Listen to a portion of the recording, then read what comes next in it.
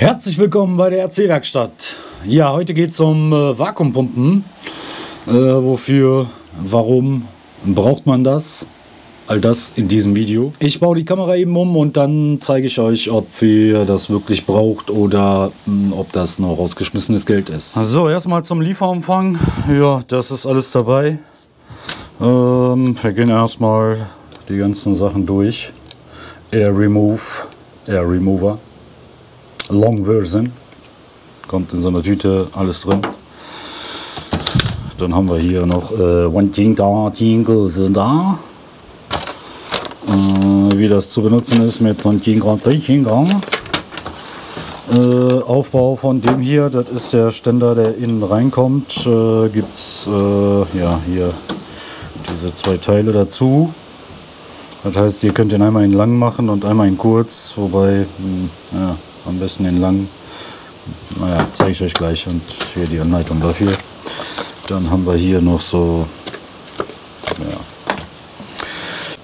Made in Japan. Nicht kein billiges China-Zeug. Made in Japan. Ja, erste, was mich wirklich stört, ist, dass das nicht ganz durchsichtig ist. Das ist halt hier so dunkel. Man kann zwar durchgucken, aber ja, man sieht nicht wirklich, was da drin passiert. Wir hauen das Ding hier rein und dann kann man die Verlängerung draufsetzen und Deckelchen drauf und dann kann man anfangen zu pumpen. Ja, wie gesagt, schade, dass das nicht hier durchsichtig ist, weil man ja schlecht sieht, was da drin passiert. Das Ganze kostet irgendwas mit 29 €, irgendwie so um den Dreh. Ja, wofür brauchen wir das? Um Dämpfer, ja, Diffs, all das zu entlüften, also um die ganze Luft da rauszuziehen. Ja, ich habe mir das geholt, damit es ein wenig schneller geht. Bei Stoßdämpfern mit sehr geringen Öl, mit sehr flüssigem Öl geht das eigentlich recht schnell. Bloß die Diffs, ja, bei Diffs ist das immer so eine Sache, das dauert schon mal etwas länger. Gerade wenn man über 100.000 da einfüllt, 100.000er Silikonöl, dann dauert das recht lange. Ja, ich habe das schon mal ausprobiert mit 500.000er Differentialöl und es dauert auch wirklich richtig lange. Was mir aufgefallen ist, dass das halt, ja, wenn ihr das stehen lässt, es sieht wirklich so aus, als ob die ganze Luft raus ist, aber wenn ihr mit der Vakuumpumpe ansetzt, da kommen die feinsten Luftbläschen noch mit raus. Die Frage ist, ja, muss man das so eng sehen, ist das wirklich, ja, notwendig? Also meiner Meinung nach nein. Ob ihr das jetzt 100.000er Öl da reinfüllt und es mit der Vakuumpumpe dann richtig entlüftet, am Ende, wenn ihr den Deckel drauf macht, kommt da sowieso wieder Luft mit rein. So hundertprozentig kann man das eh nicht vermeiden. Und gehen wir mal davon aus, dass wir das wirklich hundertprozentig zusammengebaut haben und da gar keine Luft mehr drin ist, dann habt ihr eine Sperrwirkung von 100.000. Ohne diese ganze Geschichte, ja, habt ihr vielleicht eine Sperrwirkung von 98. Und was machen die nur die zwei da aus? Also das ist ja, also nicht wirklich merkenswert vom Fahren her. Hab schon welche gesehen, die waren für 50, also 50 € würde ich dafür definitiv nicht ausgeben. 29 € habe ich mir gedacht, ja, kann man mal machen, ne? Wenn es die Zeit verkürzt, okay.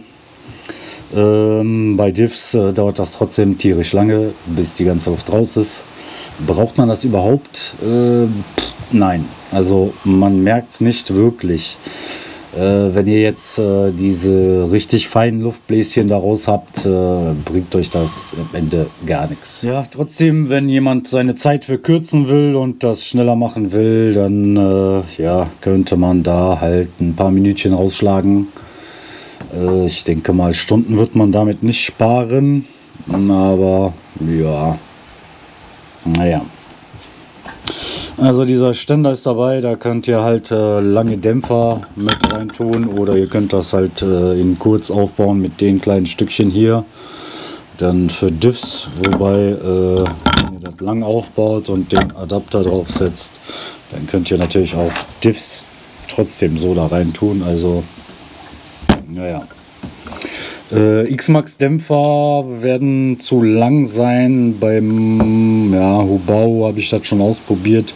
Hubau Dämpfer, also vom MT Plus 2, die sind auch recht lang. Die passen da noch rein. 1:8er wird hier alles reinpassen, das wird kein Problem sein. Ja, dann anschließend Deckel drauf, Pumpe, paar Mal pumpen.